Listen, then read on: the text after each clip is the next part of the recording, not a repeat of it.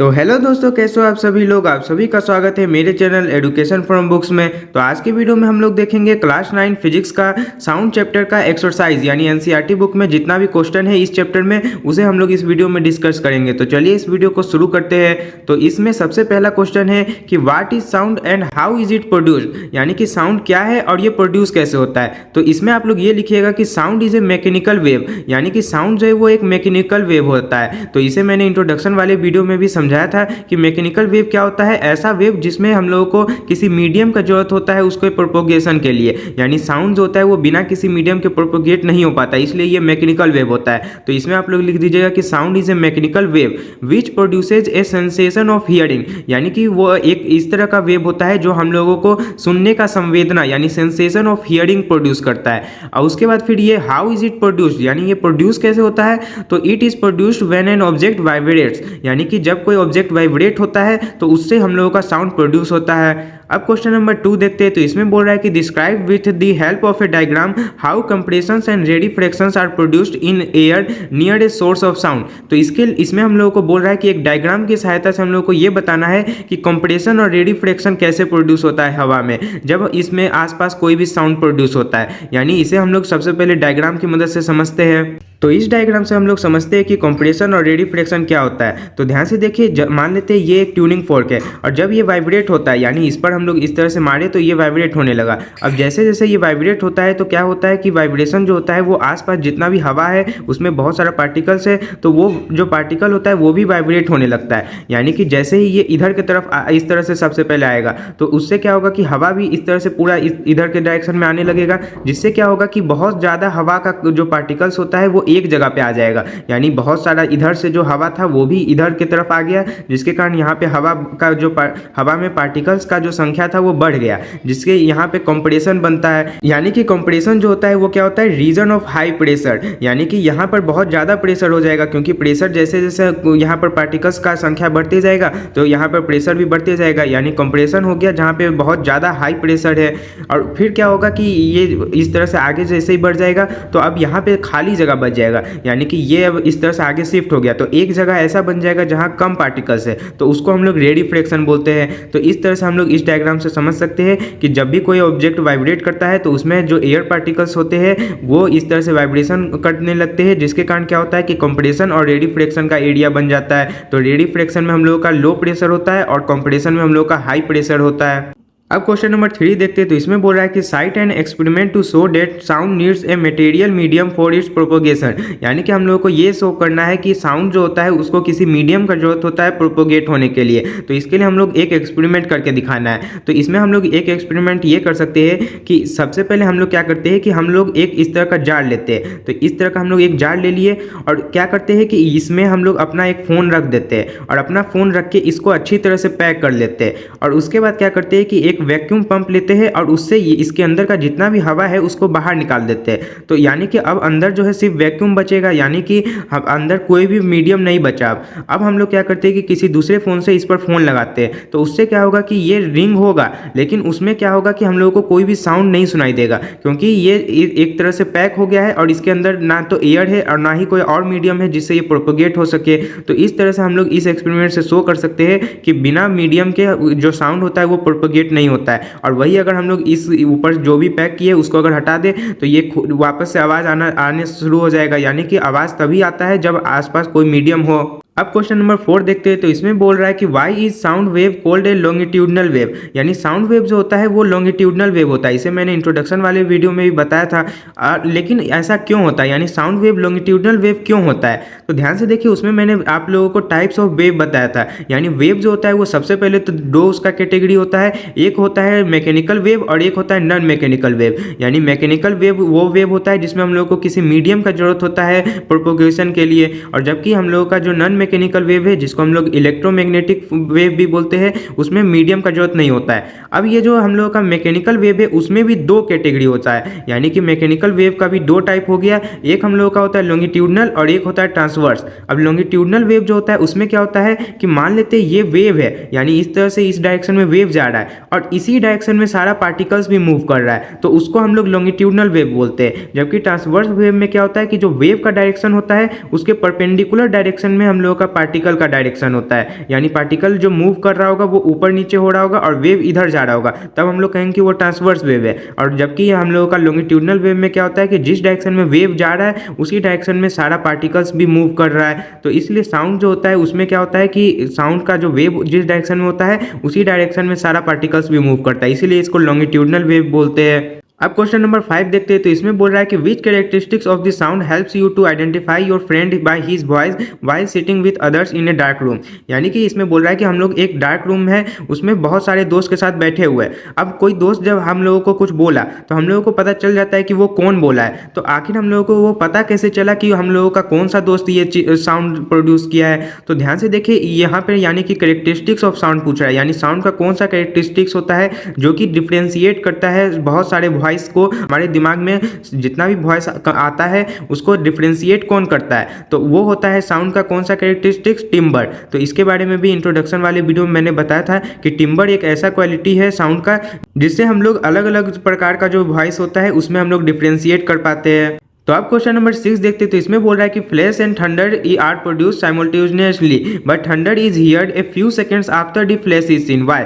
यानी कि इसमें बोल रहा है कि फ्लैश एंड थंडर यानी जो चमक होता है और जो थंडर यानी जो आवाज़ होता है, जब भी बिजली चमकता है तो उसमें हम लोगों को एक आवाज़ भी सुनाई देता है और एक चमक भी दिखाई देता है। तो ये दोनों एक ही साथ प्रोड्यूस होता है। लेकिन बोल रहा है कि थंडर जो होता है वो हम लोग को कुछ सेकेंड बाद सुनाई देता है, जब फ्लैश दिखाई देता है उसके कुछ सेकेंड बाद। ऐसा आप लोगों ने देखा भी होगा। तो ऐसा क्यों होता है? तो ध्यान से देखिए, जो हम लोगों का फ्लैश होता है यानी जो लाइट होता है उसका स्पीड बहुत ज़्यादा होता है थंडर के मुकाबले। यानी थंडर में जो साउंड प्रोड्यूस हुआ है तो साउंड का जो स्पीड होता है वो कम होता है लाइट के स्पीड से। इसलिए क्या होता है कि जैसे यहाँ पे मान लेते हैं थंडर प्रोड्यूस हुआ तो इसमें थंडर और फ्लैश दोनों है, यानी कि साउंड भी है और फ्लैश यानी चमक भी है। लेकिन इसमें क्या होगा कि लाइट का स्पीड ज़्यादा है, इसलिए हम लोग को लाइट पहले इस तरह से दिखाई दे देगा, यानी लाइट स्पीड से ऐसे आया और हम लोग को दिखाई दे दिया। और जबकि साउंड जो है वो धीरे धीरे पीछे से आ रहा है, जिसके कारण हम लोग को जो थंडर होता है यानी जो आवाज़ है वो थोड़ा देर बाद जाके सुनाई देता है। अब क्वेश्चन नंबर 7 देखते हैं। तो इसमें है कि a person has a hearing range from 20 hertz to 20 kilo hertz. तो यानी कि आप लोग को ये पता है कि जो हम लोग ह्यूमन बींग्स होते हैं उनका हियरिंग रेंज क्या होता है, 20 हर्ट्ज से ले जाके 20 किलो हर्ट्ज तक। यानी हम लोग जो है 20 हर्ट्ज और 20 किलो हर्ट्ज के बीच का जितना भी फ्रीक्वेंसी वाला जो साउंड होता है उसे ही सिर्फ सुन सकते हैं। अब इसमें बोल रहा है कि what are the typical wavelengths of sound waves in air corresponding to this two frequencies. यानी कि ये दो जो फ्रीक्वेंसी हम लोग को दिया हुआ है, एक 20 हर्ट्ज और एक 20 किलो हर्ट्ज, इन दोनों का हम लोग को वेवलेंथ फाइंड करने बोल रहा है। यानी इन दो साउंड वेव का हम लोग का वेवलेंथ कितना ये फाइंड करना है। और इसमें हम लोग को दे दिया है कि take the speed of sound in air as 344 metre per second. यानी कि इसमें हम लोग को स्पीड ऑफ साउंड कितना लेने बोला है, 344 मीटर पर सेकेंड। अब हम लोग को वेवलेंथ फाइंड करना है, तो इसे हम लोग कैसे फाइंड करेंगे? तो आप लोगों को पता होगा कि जो स्पीड ऑफ वेव होता है वो क्या होता है, वो बराबर होता है हम लोगों का फ्रीक्वेंसी इनटू वेवलेंथ के। यानी फ्रीक्वेंसी को हम लोग न्यू से रिप्रेजेंट करते हैं और वेवलेंथ को हम लोग लैम्डा से रिप्रेजेंट करते हैं और स्पीड को भी से रिप्रेजेंट करते हैं। तो यानी भी बराबर हम लोग का न्यू इंटू लैम्डा होता है। तो यानी कि हम लोग को बस इसमें सारा वैल्यू दिया हुआ ही है। यानी सबसे पहले हम लोग क्या करते हैं, जो 20 हर्ट्ज वाला है उसके लिए फाइंड करते हैं। तो 20 हर्ट्ज वाला के लिए अगर हम लोग वेवलेंथ फाइंड करेंगे तो ये हम लोग का फ्रीक्वेंसी है और यहाँ पर स्पीड दिया हुआ है। तो यानी कि बस इसमें हम लोग सारा चीज रख देंगे। यानी स्पीड हम लोग का हो गया 344 बराबर, और उसके बाद न्यू यानी हम लोग का फ्रीक्वेंसी कितना है, 20 हर्ट्ज है तो 20 रख देंगे इनटू, और उसके बाद हम लोग का लैम्डा निकालना है तो लैम्डा को इस तरह से छोड़ देंगे, यानी वेवलेंथ है ये। अब उसके बाद हम लोग का वेवलेंथ इस तरह से क्या आ जाएगा, तो 344 और फिर ये डिवाइड में आ जाएगा, यानी ये डिवाइड 20 हो जाएगा। तो ये डिवाइड करके हम लोगों का 17.2 मीटर आ जाएगा। यानी कि जो हम लोग का 20 हर्ट्ज वाला जो साउंड वेव है उसका हम लोग का वेवलेंथ 17.2 मीटर है। अब उसके बाद हम लोग जो है 20 किलो हर्ट्ज वाला साउंड वेव के लिए देखते हैं। तो ध्यान से देखिए, इसमें हम लोग का स्पीड तो सेम ही है 344 मीटर पर सेकेंड, और उसके बाद अब यहाँ पर जो ये हम लोग का फ्रीक्वेंसी है ये किलो हर्ट्ज में, लेकिन हम लोगों को ऐसा यूनिट में सारा लिखना होता है। यानी कि यहाँ 20 किलो हर्ट्ज है, यानी ये 20,000 हर्ट्ज होगा। तो इसे हम लोग इस तरह से 20,000 हर्ट्ज करके लिख लेंगे और इनटू लैम्डा। अब यहाँ पर हम लोग इस तरह से लैम्डा फाइंड कर लेंगे, यानी हम लोग का वेवलेंथ कितना आ जाएगा 344 बाय 20,000। तो यानी कि इसमें यही सेम चीज रहेगा, बस 3 इस तरह से 0 आ गया, यानी 3 पॉइंट और पीछे चल जाएगा, यानी ये हम लोग का हो जाएगा 0.0172 मीटर। तो ये हम लोग का इस तरह से वेवलेंथ मिल गया 20 किलो हर्ट्ज का, और ये वेवलेंथ मिल गया हम लोग का 20 हर्ट्ज का। अब क्वेश्चन नंबर 8 देखते हैं। तो इसमें बोल रहा है कि two children are at opposite ends of an aluminium rod, यानी कि मान लेते हैं ये एक एल्यूमिनियम रोड है और बोल रहा है कि इसमें दोनों एंड पर एक दो इस तरह से चिल्ड्रेन यानी चाइल्ड जो है खड़ी है, यानी एक इधर साइड है और एक इधर साइड है। बोल रहा है one strikes the end of the road with a stone, यानी मान लेते हैं इसमें से इन दोनों में से कोई एक, यानी मान लेते हैं ये वाला जो है ये यहाँ पर एक पत्थर से इस तरह से मारता है इस एल्यूमिनियम रोड पर। तो अब इसमें बोल रहा है कि find the ratio of times taken by the sound wave in air and in aluminium to reach the second child, यानी यहाँ पर जब ये मारा तो यहाँ से एक साउंड तो इस तरह से एयर से भी होके जाएगा और एक जो है इस एल्यूमिनियम रोड से होके भी जाएगा। तो इन दोनों का हम लोगों का रेशियो निकालना, यानी इन दोनों में जितना भी समय हम लोगों का लगा है इस साउंड वेव को इस तक पहुँचने में, दूसरे चाइल्ड तक पहुँचने में, उसका हम लोग को रेशियो निकालना है। तो इसे हम लोग कैसे फाइंड करेंगे? तो मान लेते हैं ये जो एल्यूमिनियम रोड है इसका डिस्टेंस d है, यानी इन दोनों के बीच का डिस्टेंस d मान लिया हम लोग। तो ध्यान से देखिए इससे क्या होगा। तो सबसे पहले हम लोग देखते हैं इन एयर में। तो इन एयर में अगर हम लोग देखें तो हम लोग का यहाँ पर आप लोगों को ये पता होना चाहिए कि स्पीड ऑफ साउंड जो होता है हवा में हम लोग का 346 मीटर पर सेकेंड होता है लगभग में, और एल्यूमिनियम में हम लोगों का 6420 मीटर पर सेकेंड होता है। तो ये दोनों का स्पीड है, यानी एयर में और एल्यूमिनियम में। तो सबसे पहले एयर में अगर देखें तो आप लोगों को पता है कि डिस्टेंस बराबर स्पीड इनटू टाइम होता है। तो यानी कि डिस्टेंस हम लोग क्या माने d, और उसके बाद स्पीड एयर में कितना है 346 है और इनटू टाइम को t ही छोड़ देंगे। तो यहाँ पर हम लोग का टाइम क्या आ जाएगा? तो ये आ जाएगा d बाय, और ये इधर डिवाइड में आ जाएगा यानी 346। तो इतना हम लोग का सेकेंड में आ जाएगा, यानी एयर में हम लोग का इतना टाइम लगेगा यहाँ से यहाँ तक पहुँचने में। अब हम लोग फिर इन एल्यूमिनियम देखते हैं, यानी हम लोग का जो एल्यूमिनियम है वहाँ पर कितना टाइम लगेगा। तो उसमें भी हम लोग यही सेम चीज़ करेंगे, यानी कि हम लोग को पता क्या है डिस्टेंस बराबर स्पीड इनटू टाइम होता है। अब यहाँ पर डिस्टेंस हम लोग वापस से d ही मानेंगे, यानी यहाँ से यहाँ तक तो अभी भी डिस्टेंस d ही रहेगा दोनों ही केस में, और उसके बाद स्पीड बस यहाँ पर चेंज हो जाएगा जो कि 6420 हो जाएगा और इनटू टाइम। तो इस तरह से हम लोग का टाइम कितना आ जाएगा d बाय 6420 सेकेंड। अब बस इन दोनों का रेशियो निकालने बोला था, तो रेशियो हम लोग इस तरह से निकाल देंगे, यानी कि यहाँ पर d बाय 346 और रेशियो ये हो जाएगा d बाय 6420, यानी दोनों को रेशियो में लिख दिए। अब यहाँ से d से d कट जाएगा। अब उसके बाद फिर ये जो होता है क्रॉस मल्टीप्लिकेशन हो जाता है, यानी ये इधर आ जाएगा और ये इधर मल्टीप्लाई में होके आ जाएगा, यानी हम लोग का रेशियो का क्या आ जाएगा 6420 रेशियो 346। तो इतना हम लोग का रेशियो आ जाएगा। अब इस रेशियो को आप लोग चाहे तो इस तरह से भी कर सकते हैं, यानी आप लोगों को पता है कि रेशियो जो होता है वो और कुछ नहीं डिवाइड में होता है, यानी ये डिवाइड में 346 है तो इसको डिवाइड करके भी हम लोग डायरेक्ट इस तरह से लिख सकते हैं कि 18.55, यानी कि इन दोनों के बीच का रेशियो हम लोग का 18.55 हो जाएगा।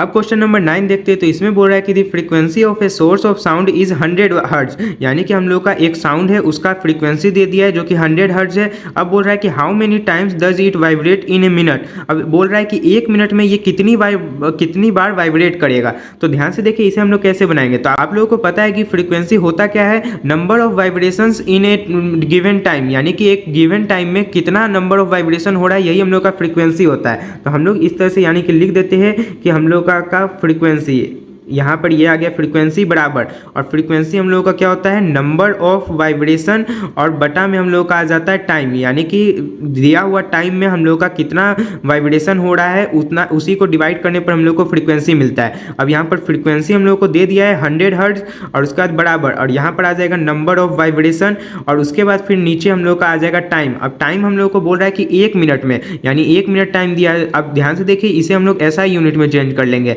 यानी कि सेकेंड में चेंज कर लेंगे। तो 1 मिनट में हम लोग का कितना सेकेंड होता है 60 सेकेंड, और ये तो ऐसा यूनिट में पहले से है ही।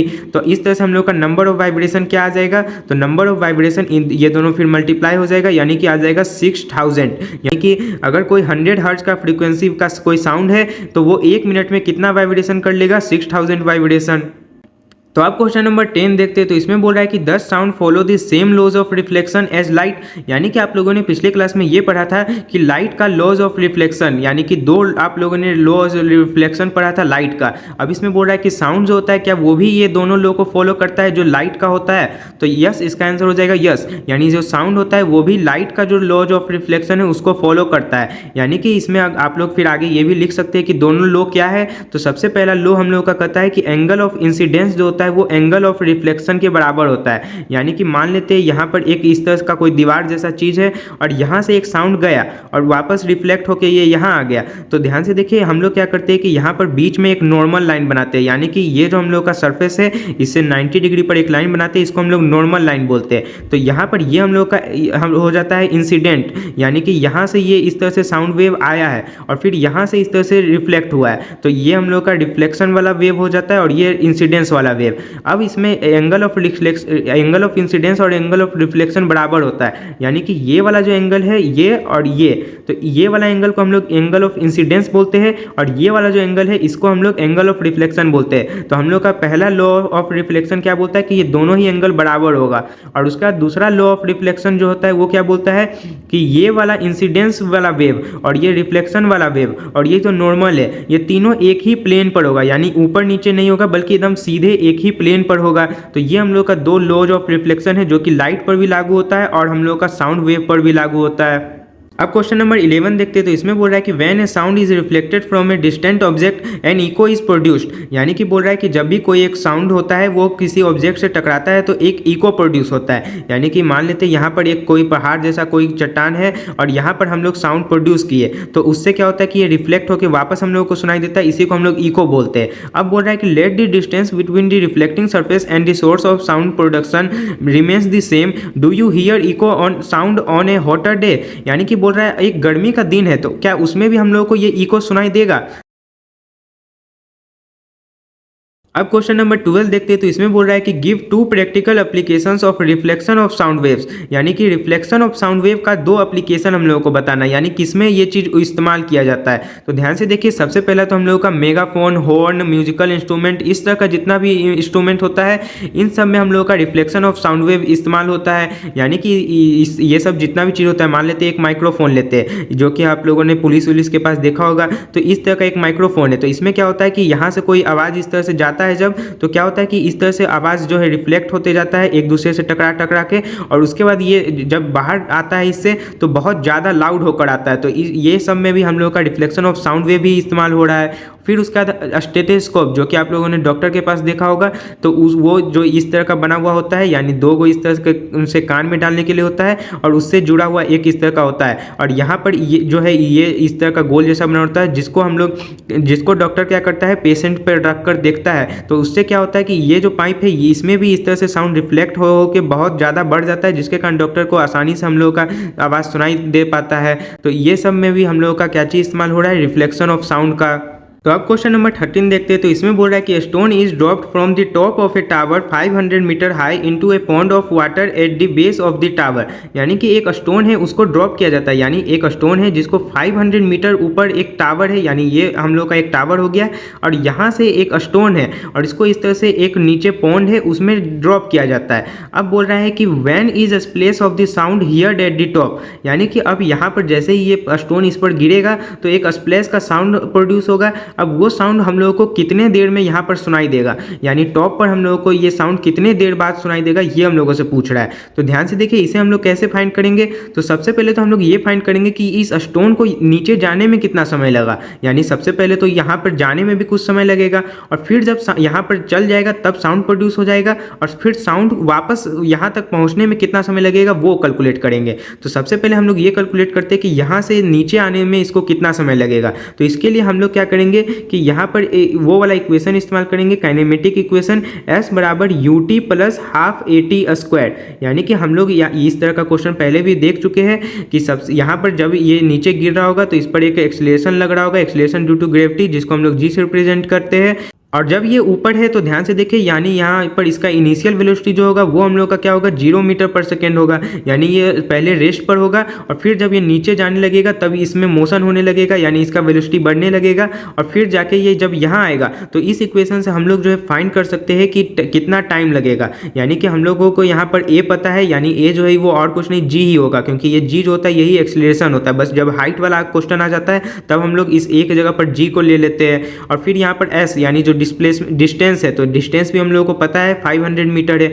बस इस इक्वेशन में सब वैल्यू रख देंगे, यानी ये हो जाएगा 500 बराबर, और यू टी है तो ध्यान से देखिए यू हम लोगों का क्या है 0, तो ये हो जाएगा 0 into T plus half into, अब जी ये जो है यानी हम लोग का यहाँ पर कितना एक्सलेशन है, तो ध्यान से देखिए ये जब नीचे आ रहा है तो इसमें नीचे के डायरेक्शन में जो एक्सलेशन लग रहा है तो उसको हम लोगों को बोल रहा है कि 10 मीटर पर सेकेंड स्क्वायर लेने के लिए, तो यही हम लोग ले लेंगे, तो यहाँ पर 10 रख देंगे और इसके बाद इंटू, और उसके बाद अब टी का स्क्वायर है तो इस तरह से टी स्क्वायर लिख देंगे, तो उसके बाद ये हम लोग का 0 हो जाएगा, 0 इंटू टी, और ये हम लोग का 500, और उसके बाद यहाँ पर ध्यान से देखिए 0 से 0 कट जाएगा, और उसके बाद फिर ये दोनों गुना हो जाएगा, यानी कि 50 इंटू 2 कितना हो जाएगा 100 हो जाएगा, और बराबर में हम लोग का क्या बच गया है टी स्क्वायर, तो इस तरह से हम लोग का टी क्या आ जाएगा स्क्वायर रूट हो जाएगा इसका, जो कि कितना होता है 10, यानी यहाँ पर टाइम हम लोग का 10 सेकेंड आ गया है, यानी कि इस स्टोन को नीचे आने में हम लोग को 10 सेकेंड लगेगा। अब हम लोग को ये निकालना है कि जब ये नीचे आ गया तो अब साउंड प्रोड्यूस हो गया होगा, अब ये साउंड यहाँ तक कितना देर में पहुंचेगा ये फाइंड करना है, तो उसके लिए हम लोग को ध्यान से देखिए स्पीड ऑफ साउंड दे दिया है, और यहाँ पर डिस्टेंस हम लोग को पता है, यानी कि हम लोग को स्पीड पता है डिस्टेंस पता है, तो हम लोग को टाइम भी फाइंड कर सकते हैं इससे, यानी कि आप लोगों को पता है कि डिस्टेंस बराबर स्पीड इंटू टाइम होता है, तो यहाँ पर डिस्टेंस हम लोग का 500 मीटर है बराबर, और स्पीड हम लोग को 340 लेने बोला है, और इंटू टाइम, तो यहाँ से हम लोग का टाइम कितना निकल जाएगा, तो ये हो जाएगा 500 बाई 340, तो जब हम लोग इन दोनों को डिवाइड कर लेंगे तो हम लोग का आंसर आएगा 1.47 सेकेंड, यानी यहाँ पर हम लोग को पता चल गया कि यहाँ से साउंड को यहाँ तक पहुँचने में इतना सेकेंड लगा है, तो अब टोटल टाइम कितना लगेगा, यानी कि यहाँ पर शुरू से टाइम पूछ रहा था, यानी इस स्टोन को जब हम लोग नीचे फेंक दिए, अब यहाँ से कितना समय लगेगा इस साउंड को सुनने में, ये यहाँ पर जो स्प्लैश वाला साउंड प्रोड्यूस होगा ये हम लोगों से पूछा था, तो इस तरह से हम लोग यहाँ से पहले फाइंड कर लिए कि यहाँ तक आने में कितना समय लगा 10 सेकेंड, और उसके बाद फिर यहाँ से वापस को साउंड को यहाँ पर आने में कितना समय लगा 1.4 सेकेंड 1.47 सेकेंड, तो बस इन दोनों को जोड़ देंगे यानी 11.47 सेकेंड, तो इतना टाइम हम लोगों को लगेगा उस स्प्लैश को सुनाई देने में। अब क्वेश्चन नंबर 14 देखते हैं, तो इसमें बोल रहा है कि sound wave travels at a speed of 339 metre per second, यानी हम लोग का एक साउंड वेव है जो कि ट्रेवल कर रहा है, उसका स्पीड हम लोग को दे दिया है 339 मीटर पर सेकेंड। अब उसके बाद बोल रहा है कि if it's wavelength is 1.5 centimetre what is the frequency of the wave, यानी कि अब हम लोगों को वेवलेंथ भी दे दिया है 1.5 सेंटीमीटर, अब हम लोगों से फ्रीक्वेंसी पूछ रहा है, तो आप लोगों को इक्वेशन बस इस चैप्टर में एक ही याद ही रखना है, जो कि क्या था कि v बराबर लैम्डा इंटू न्यू, यानी कि यहाँ पर हम लोगों का v जो होता है वो स्पीड ऑफ वेव होता है, और लैम्डा हम लोग का वेवलेंथ होता है, और न्यू हम लोग का फ्रीक्वेंसी होता है, तो यहाँ पर हम लोग को v यानी कि स्पीड कितना दिया है 339 और बराबर, और उसका लैम्डा यानी वेवलेंथ जो है वो कितना दिया है, तो ध्यान से देखिए ये 1.5 सेंटीमीटर है, लेकिन हम लोग क्या करेंगे कि इसे ऐसा यूनिट में चेंज कर लेंगे यानी कि मीटर में, तो मीटर में चेंज करने के लिए इसको 100 से डिवाइड कर देंगे, यानी 2 पॉइंट पीछे आ जाएगा, तो ये हम लोग का 0.015 मीटर हो जाएगा, और इंटू, और उसके बाद ये न्यू है यानी कि ये हम लोग का फ्रीक्वेंसी है, तो इस तरह से हम लोग का न्यू कितना आ जाएगा, तो 339, और फिर ये डिवाइड में आ जाएगा, और इन दोनों को डिवाइड करने पर हम लोगों का जो आंसर आएगा वो हो जाएगा 22600, तो इतना हर्ट्ज, यानी ये हम लोग का क्या निकला है फ्रीक्वेंसी, और फ्रीक्वेंसी हर्ट्ज में निकलता है, तो यानी इतना हर्ट्ज हम लोगों का क्या निकल गया, इसका फ्रीक्वेंसी निकल गया इस वेव का। अब बोल रहा है कि विल इट बी ऑडिबल, यानी ये जो साउंड है जिसका फ्रीक्वेंसी इतना है क्या इसे हम लोग सुन सकते हैं, तो ध्यान से देखिए आप लोगों को पता है कि ह्यूमन बीइंग जो होते हैं वो 20 हर्ट्ज से ले जाके 20 किलो हर्ट्ज तक ही सिर्फ साउंड को सुन सकते हैं, इसके बीच का जो साउंड होता है उसी को सुन सकते हैं, तो यहाँ पर ये जो है ये 22,000 है, यानी कि ये हम लोग का 20,000 से ज़्यादा है, तो इसलिए इसे हम लोग नहीं सुन सकते, तो इसका आंसर हो जाएगा नहीं, ये हम लोग का ऑडिबल नहीं है।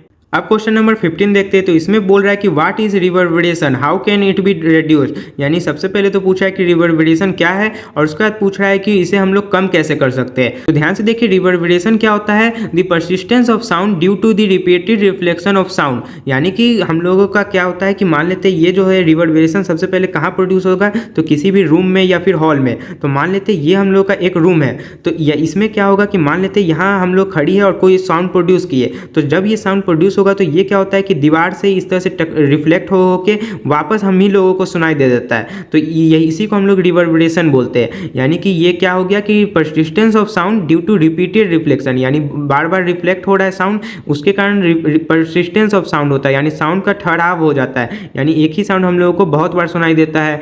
अब इसे हम लोग कम कैसे कर सकते हैं, तो ध्यान से देखिए इसे कम करने के लिए हम लोग क्या कर सकते हैं कि अपने ये जो रूफ है या फिर जो दीवार है तो इस पर हम लोग क्या कर सकते हैं कि साउंड एब्जॉर्बेंट मटेरियल लगा सकते हैं, जैसे कि जो कि क्या करता है कि इस रिवर्बरेशन को कम करता है। जैसे आप लोगों ने फोम जैसा कुछ देखा होगा जो बहुत घरों में लगा होता है, उससे क्या होता है रिवर्बरेशन कम होता है। अब क्वेश्चन नंबर 16 देखते हैं, तो इसमें है कि what is loudness of sound, what factors does it depend upon. यानी कि हम लोगों से पूछा है कि लाउडनेस ऑफ साउंड क्या होता है। तो ध्यान से देखिए, loudness is a measure of the response of the ear to the sound. तो हम लोग का जो कान है वो उस साउंड को कैसा रिस्पॉन्स दे रहा है, उसी का मेजर जो होता है यानी जो माप होता है, उसी को हम लोग लाउडनेस बोलते हैं। यानी कि हम लोगों को वो साउंड बहुत ज़्यादा लाउड सुनाई दे रहा है या बहुत कम लाउड सुनाई दे रहा है, तो इसी को हम लोग लाउडनेस ऑफ साउंड बोलते हैं। अब बोल रहा है कि what factors does it depend upon, यानी ये लाउडनेस जो होता है ये किस पर डिपेंड करता है, तो ये डिपेंड करता है एम्पलीट्यूड पर। यानी कि जिस भी साउंड का एम्पलीट्यूड ज़्यादा होता है तो उसका जो लाउडनेस होता है वो भी ज़्यादा होता है, और जिसका एम्पलीट्यूड कम होता है उसका लाउडनेस भी कम होता है। अब क्वेश्चन नंबर 17 देखते हैं, तो इसमें बोल रहा है कि explain how bats use ultrasound to catch a prey. यानी बैट जो होता है वो अल्ट्रासाउंड का इस्तेमाल करता है अपने शिकार को पकड़ने के लिए, लेकिन कैसे करता है वो हम लोगों को एक्सप्लेन करना है। तो ध्यान से देखिए, बैट जो होता है वो अल्ट्रासाउंड का इस्तेमाल करके कैसे शिकार को पकड़ता है। तो वो क्या करता है कि मान लेते हैं ये बैट है और यहाँ पर कोई भी अगर इसका प्रे है यानी इसका जो शिकार है, तो वो क्या करता है कि ये हर डायरेक्शन में इस तरह से अल्ट्रासाउंड को ट्रांसमिट करता है, और ये अल्ट्रासाउंड जब इससे टकराता है, इस जो भी इसका प्रे है उससे टकराता है, तो ये वापस रिटर्न होकर इसके पास आता है। तब बैट को पता चल जाता है कि यहाँ पे कुछ तो है। अगर ये रिफ्लेक्ट होकर नहीं आता है तो इसको समझ में आ जाता है कि यहाँ कुछ नहीं है, और जहाँ पर भी कुछ होता है तो उससे रिफ्लेक्ट होकर आता है, तो इसको पता चल जाता है कि वहाँ पर कुछ इसका शिकार है, और फिर उसका जाके शिकार कर लेता है। अब उसका क्वेश्चन नंबर 18 है कि how is ultrasound use for cleaning. यानी अल्ट्रासाउंड का इस्तेमाल जो है क्लीनिंग के लिए कैसे किया जाता है। तो ध्यान से देखिए, बहुत सारा ऐसा मैकेनिकल पार्ट जिसमें हम लोग आसानी से उसको साफ नहीं कर सकते, तो उसमें हम लोग अल्ट्रासाउंड का इस्तेमाल करते हैं उसको साफ करने के लिए। यानी मान लेते हैं एक हम लोग का इस तरह से स्पाइरल शेप में एक ट्यूब है, तो ध्यान से देखिए इसको हम लोग कैसे साफ करेंगे। इस पर यानी इसके अंदर हम लोग का हाथ भी नहीं जाएगा और कोई सिंपल सा कपड़ा ही सब भी नहीं जाएगा, तो उसमें हम लोग क्या करते हैं कि अल्ट्रासाउंड का इस्तेमाल करते हैं। यानी इसमें हम लोग सबसे पहले क्या करते हैं कि जिस भी सामान को हम लोगों को साफ करना होता है उसको एक लिक्विड में डालते हैं, और उस लिक्विड में डालने के बाद उस पर क्या करते हैं अल्ट्रासाउंड इस तरह से पास करवाते हैं, और जब अल्ट्रासाउंड उससे पास होता है तो उसके अंदर जितना भी डर्ट पार्टिकल्स होता है वो उससे अलग हो जाता है, यानी उसमें जो चिपका हुआ रहता है उससे अलग हो जाता है, जिसके कारण वो जो भी पार्ट होगा वो साफ हो जाएगा। अब क्वेश्चन नंबर 19 देखते हैं, तो इसमें है कि explain the working and application of a sonar. यानी सोनार के कैसे काम करता है तो ये हम लोगों को बताना है। तो इसे मैंने इंट्रोडक्शन वाले वीडियो में भी अच्छे से समझाया है, एक बार फिर से हम लोग शॉर्ट में समझ लेते हैं कि सोनार कैसे काम करता है। तो सोनार सबसे पहले होता कहाँ है, तो किसी भी बोट या शिप में होता है। तो मान लेते हैं ये हम लोग का बोट है, तो इसमें क्या होता है कि दो इस तरह से डिवाइस होता है, एक हम लोग का ट्रांसमीटर होता है, एक डिटेक्टर होता है। और मान लेते हैं ये हम लोग का सीबेड है या फिर कोई भी एक ऑब्जेक्ट है, तो ये क्या करता है, ये ट्रांसमीटर एक अल्ट्रासाउंड को इस तरह से प्रोड्यूस करता है, और ये अल्ट्रासाउंड इस तरह से नीचे की ओर जाता है, और फिर ये अल्ट्रासाउंड जब किसी भी चीज़ कोई भी अगर बीच में ऑब्जेक्ट आ गया तो उससे रिफ्लेक्ट हो जाएगा, या फिर जो सीबेड है उससे हम रिफ्लेक्ट होकर इस डिटेक्टर में आ जाता है। यानी कि यहाँ से इस तरह से गया साउंड वेव और उसके बाद फिर वापस डिटेक्ट कर लिया गया। तो अब फिर इस यहाँ पर जितना भी टाइम लगता है इसको जाने में और वापस आने में वो नोट कर लिया जाता है, और उसके बाद फिर यहाँ पर हम लोगों को स्पीड ऑफ साउंड भी पता होता है कि वाटर में कितना है। तो इससे हम लोग क्या फाइंड कर लेते हैं, यानी हम लोग को स्पीड भी पता चल गया और टाइम भी पता चल गया। तो अब हम लोग इससे आराम से डिस्टेंस फाइंड कर सकते हैं। तो इस तरह से सोनार का इस्तेमाल किया जाता है किसी भी ऑब्जेक्ट को डिस्टेंस फाइंड करने के लिए, अंडर वाटर ऑब्जेक्ट का। अब क्वेश्चन नंबर 20 देखते हैं, तो इसमें है कि a sonar device on a submarine sends out a signal and receives an echo 5 second later. यानी कि यहाँ पर वापस सोनार पर एक क्वेश्चन दे दिया है, यानी कि इस क्वेश्चन में बोल रहा है कि एक सबमरीन है, उसमें एक सोनार डिवाइस लगा हुआ है, यानी यहाँ पर एक ट्रांसमीटर होगा और एक डिटेक्टर होगा। तो इसमें बोल रहा है कि ये जो है एक सेंड्स आउट सिग्नल, यानी एक सिग्नल को इस तरह से सेंड करता है और फिर 5 सेकेंड बाद ये इसे वापस रिसीव करता है। यानी कि यहाँ पर जाने और वापस आने में टोटल हम लोगों को 5 सेकेंड का समय लगा है। अब बोल रहा है कि calculate the speed of sound in water if the distance of the object from the submarine is 3625 metre. यानी कि यहाँ पर हम लोगों को स्पीड ऑफ साउंड फाइंड करने बोल रहा है वाटर में, और यहाँ पर हम लोग को डिस्टेंस दे दिया है, यानी कि ये जो डिवाइस है और ये जो यहाँ पर जिस ऑब्जेक्ट से ये टकरा के वापस आया था वो ऑब्जेक्ट के बीच का डिस्टेंस हम लोग को दे दिया है 3625 मीटर। अब हम लोगों से बस यहाँ पर स्पीड ऑफ साउंड पूछ रहा है। तो आप लोगों को पता है कि स्पीड बराबर क्या होता है, डिस्टेंस बाय टाइम होता है। तो यहाँ पर डिस्टेंस हम लोगों का कितना है, 3625 मीटर है, और डिवाइड में हम लोगों का टाइम, अब टाइम इसमें कितना दिया हुआ है, तो यहाँ पर ध्यान से देखिए 5 सेकेंड बोल रहा है कि 5 सेकेंड में ये वापस आ जाता है, यानी इसको जाने आने में 2.5 सेकंड लगा होगा और वापस आने में 2.5 सेकंड, तब जाके टोटल 5 सेकंड के बाद वो ये वापस आ गया है। यानी कि यहाँ पर हम लोग टाइम सिर्फ 2.5 सेकंड लेंगे, क्योंकि हम लोग को डिस्टेंस बस यहाँ से यहाँ तक का ही फाइंड करना है। अगर हम लोग 5 सेकंड टाइम ले लेंगे तो डिस्टेंस डबल आ जाएगा, तो इसलिए हम लोग यहाँ पर टाइम क्या लेंगे, 2.5 सेकंड लेंगे। और फिर हम लोग क्या करेंगे कि इसको अब डिवाइड कर लेंगे, तो हम लोगों को इस तरह से स्पीड पता चल जाएगा। तो इसको डिवाइड करने पर हम लोगों का आ जाएगा 1450, तो इतना मीटर पर सेकेंड। तो ये हम लोग का स्पीड ऑफ साउंड निकल गया वाटर में।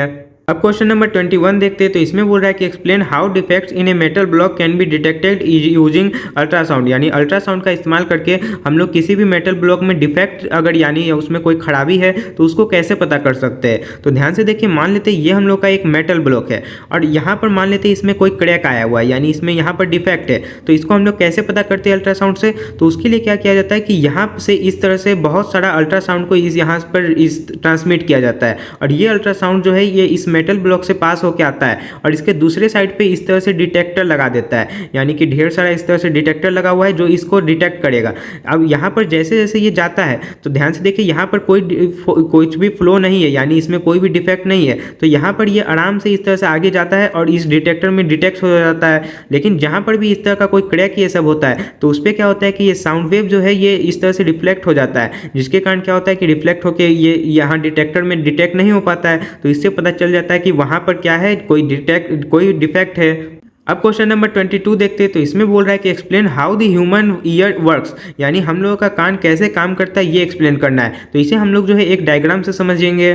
तो हम लोगों का कान कैसे काम करता है इसे हम लोग इस डायग्राम से समझते हैं। तो ध्यान से देखिए, सबसे पहले ये हमारा कान है और ये कान का अंदर का भाग है। तो यहाँ पर कान को जो है हम लोग 3 भाग में बांटते हैं। तो यहाँ से ले जाके और यहाँ तक ये वाला भाग जो होता है इसको हम लोग आउटर ईयर बोलते हैं। फिर इसके बाद का ये यहाँ से यहाँ तक का भाग मिडल ईयर होता है और इसके अंदर इनर ईयर होता है। तो ध्यान से देखिए, हम लोगों का जो आउटर ईयर होता है इसका जो सबसे बाहरी भाग होता है जो कि हम लोग देख भी सकते हैं उसको पिन्ना बोलते हैं। अब ये पिन्ना जो है ये क्या करता है, ये सराउंडिंग से साउंड को कलेक्ट करता है, यानी कि जितना कोई भी साउंड अगर है तो वो यहीं से इस तरह से हमारे कान में एंटर करता है। फिर ये पिन्ना से जैसे ही ये एंटर हुआ तो उसके बाद वो साउंड जो है वो एक तरह का वाइब्रेशन होता है, यानी साउंड जो होता है वो और कुछ नहीं वाइब्रेशन ही होता है। तो वो वाइब्रेशन अब आगे इस तरह से ये ऑडिटरी कनाल होता है, तो यानी ये ऑडिटरी कनाल से होते हुए वाइब्रेशन अंदर जाता है। अब यहाँ पर ये जो ऑडिटरी कनाल है इसमें सबसे लास्ट में हम लोगों का एक थिन मेम्ब्रेन होता है, यानी बहुत पतला सा झिल्ली होता है। तो उस झिल्ली को हम लोग क्या बोलते हैं, टिम्पैनिक मेम्ब्रेन, या फिर इसको ही हम लोग ईयर ड्रम भी बोलते हैं। तो वो जो वाइब्रेशन आया उससे ये ईयर ड्रम भी वाइब्रेट होने लगता है, और ये जैसे ही वाइब्रेट होता है तो अब यहाँ पर 3 हम लोगों का बोन होता है, हैमर, एनविल और स्टीरअप। अब ये 3 बोन क्या करता है कि ये जो वाइब्रेशन इसको और एम्पलीफाई कर देता है, यानी बहुत बढ़ा देता है। और उसके बाद क्या होता है कि जब ये बढ़ गया हम लोगों का वाइब्रेशन, अब वो बढ़ा हुआ वाइब्रेशन अब हम लोगों का इनर ईयर में चल जाएगा, यानी अभी ईयर ड्रम से इस तरह से मिडल ईयर में आ गया और उसके बाद अब इनर ईयर में आ गया। अब इनर ईयर में हम लोग का कोक्लिया होता है। अब ये जो कोक्लिया होता है इससे वो जो हम लोग का वाइब्रेशन है उसको इलेक्ट्रिक सिग्नल में बदल देता है ये कोक्लिया। तो अब हम लोग का वो जो वाइब्रेशन है वो इलेक्ट्रिक सिग्नल बन चुका है, और वो इलेक्ट्रिक सिग्नल बहुत सारा इस तरह से ऑडिटरी नर्व होता है, और इस नर्व द्वारा ये हमारे ब्रेन तक पहुंच जाता है, और उसके बाद ब्रेन जो है वो साउंड को इंटरप्रेट कर लेता है, यानी वो साउंड क्या बोल रहा है वो समझ में हम लोगों को आ जाता है। तो इस तरह से हमारा कान कार्य करता है। तो इसी के साथ ये चैप्टर में जितने भी क्वेश्चन थे उसे मैंने समझा दिया है अच्छे। तो इसी के साथ हम लोगों का पूरा फिजिक्स कंप्लीट हो चुका है। फिजिक्स में टोटल में 5 चैप्टर था, जिसे मैंने बहुत ही अच्छे से सारे एक्सरसाइज को करवा दिया है। आप लोग प्लेलिस्ट में चेक कर सकते हैं। तो इसी के साथ इस वीडियो को यहीं पर एंड करते हैं। जय हिंद।